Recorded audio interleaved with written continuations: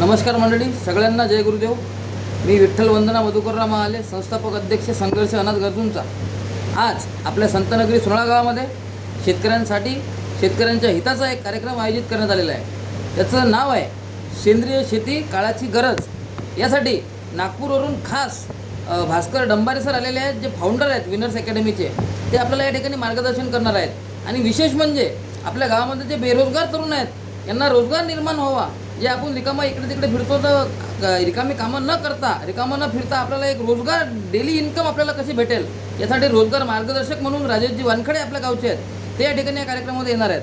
तर या आपल्या कार्यक्रमाचं मूळ उद्दिष्ट काय आहे, नेमका हा कार्यक्रम आहे कशासाठी, तर भास्कर सर आपल्याला या ठिकाणी सांगणार आहेत की बा सेंद्रिय शेती काळाची गरज काय आहे. आपण बघतो की दिवसेंदिवस आपण शेती करत चाललो. यामध्ये केमिकलचं प्रमाण भरपूर आहे. यामध्ये आपण हे रासायनिक खतं वापरतो. त्यामुळे आपल्या शेतीची सुपीकता कमी होत आहे. गांडूळ जे आपल्या शेतीमध्ये दिसायला अगोदर होते, हे गांडूळ आज आपले नष्ट झालेले आहेत, दिसत नाही आहेत. हे जमिनीच्या खाली जाऊन बसलेले आहेत. या केमिकलमुळे हे गांडूळ वरती येऊ शकत नाही आहे. त्यामुळे आपली जमिनीची सुपीकता कमी झालेली आहे. आपल्या या कार्यक्रमाचा उद्दिष्ट नेमका काय आहे.